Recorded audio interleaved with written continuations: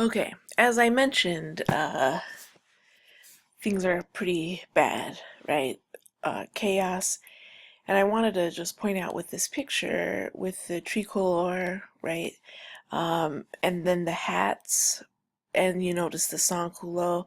So they're kind of taking over. So it's probably maybe still kind of the bourgeoisie at the top, but maybe the less wealthy ones, and then the urban workers. And so they would wear these hats, right, with these kind of little flowery rosette things, and this kind of signal that their role in the society and the revolution. So people start to imitate that, and thus the wearing of long pants will be born. Um, okay, so we're ready to talk phase three, and things get terrible, and that is pun intended, which you will see in a second here. So, still, the problems of France aren't solved. So now we're a couple years into this, and things are just getting messy. Um, Other rivals to the Jacobins want more government control. The peasants, you would think they are pro-revolutionary, but they really are not, because they're traditional. They killed the king. The revolution killed the king. They're not happy with that. And the revolution for them is anti-church. So the peasants aren't on board of this at all.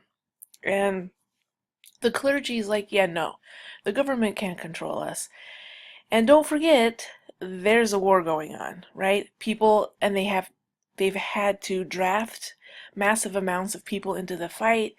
It's not going well, and people are still hungry, right? Remember the famine and the bread prices, and these things are still not being met. So, in conclusion, ain't nobody happy. So, in 1793, a new person rises to the top and says, and through that, and a new political entity say they'll solve the problems of France. And this new person is Maximilien Robespierre, and the new political entity is the Committee of Public Safety.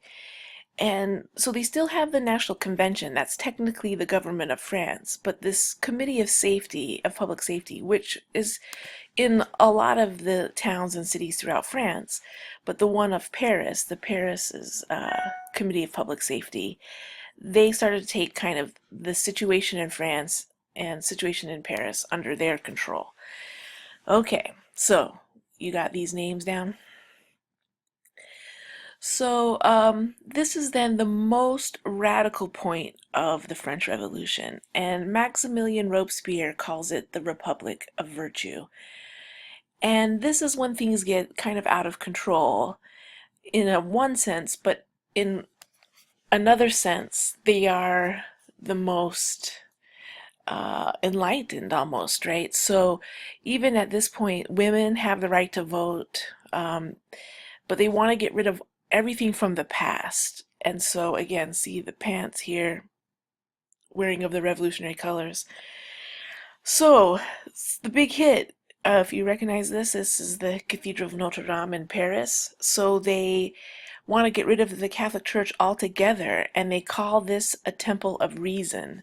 They try to get rid of all the religious or Christian elements and make it a temple of reason. My favorite example is they change the calendar of France, right? That's how radical they are. They're trying to change everything and make everybody equal. And they would, so here's the new calendar of France, and they changed the months and the whole 9 yards. And they would make everyone equal. You'd have to walk around the streets and call everybody citizen or citizeness. The bourgeoisie, I mean, and especially the nobility, they're all getting out of Dodge, making a run for it, heading out of France. Everybody's afraid, and that they're not radical enough or revolutionary enough. So people kind of now start wearing the clothing of revolutionaries, even if they are bourgeoisie. So again, of course, it's France. Fashion will play a role in this. So what is the reality? Now you know my terrible pun. Get it? It's the reign of terror. So this is an important vocabulary word. So at this most radical point of the revolution, it is also known as the reign of terror. And Robespierre just kind of gets out of control and says, we've got to get rid of the enemies of the revolution. And so this guy, Mr. Guillotine, came up with an enlightened way to execute people. So I always think it's a strange thing of history that as we become more sophisticated or more civilized, apparently, we also come up with better ways to kill and execute. So remember, to kill somebody, right, to chop off their head, you gotta be super strong. And it doesn't always, sorry, this is gross, the head doesn't always cut off cleanly. And so using a little science here, a little physics and whatnot, Mr. Guillotine, developed this thing. Here's the chopper here, right? If it starts from a certain height, see, anybody can do it. And so this is going to be the method of execution for anyone who is an enemy of the revolution. But who are the enemies? So you would think it's the aristocracy, it's the people who've oppressed them, but that is not going to be the case. So Marie Antoinette, the Queen of France, will be executed at the beginning of the Reign of Terror. Georges Danton, Jean-Paul Marat, these are former leaders of the revolution, former radicals, but suddenly they're not radical enough. But who really dies in the Reign of Terror? These guys. You would think the revolution is helping them, but they will become the victims. Peasants in the countryside, remember, they're fighting against the revolution. There's one account of a town or a village, excuse me, where they put like 1,000 peasants on this barge and then sink the barge in a lake. So the urban poor are being sent to the guillotine and the middle class.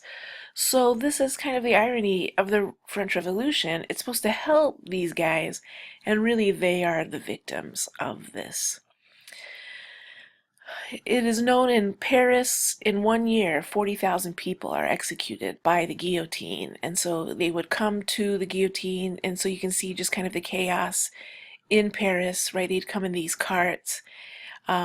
And then this is an English political cartoon, right? So this is the hat I was telling you of the French Revolution with the little florets.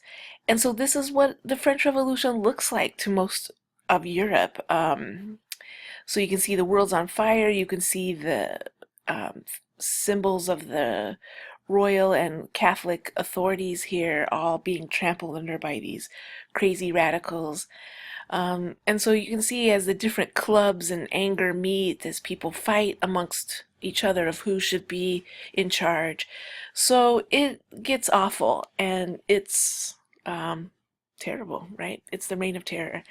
And so you can see why, because this is what democracy looks like, or I think this explains why the French Revolution will set such a bad taste in the rest of Europe that it will take almost till the 20th century, right, to overcome this perception. So how does it all end? How do you stop this chaos? Well, oh, sorry. I'm getting ahead of myself. So the radicals start to turn on each other. And guess what? There is yet another form of government. Have you kept track of all of these? And so the last one here we're going to talk about is the Directory. So at this point then, towards the end of, so we're probably 1794, 5, the power is back in the hands of the upper middle class, right? The bourgeoisie. And they sort of kind of wrest power away from Robespierre, and he then ultimately meets the end that he gave to so many others, is that he will also be executed. And that's the end of the Reign of Terror, is in 1794 with the execution of Robespierre. So they have this kind of three branches of government, I guess. They have the 5 men who run the executive body, the executive branch, and that's the Directory. And then they have a 2-house legislature. But the bourgeoisie then, especially the very wealthiest of them, kind of take power back into their own hands. And who do they call on to help them? Dun, dun, dun, dun. Napoleon Bonaparte. So, meanwhile, throughout this war that has waged on with other countries in Europe, Napoleon has been rising up the ranks of the of the French army, and so the Directory will call on him to come to Paris and keep people under control. And I think he shoots a couple cannons down the streets of Paris and eventually uh, brings stability to Paris. And of course, right, the Directory is like, yeah, we can control this guy, right? He'll do what we say. So, thus, and all that craziness, the French Revolution is technically over.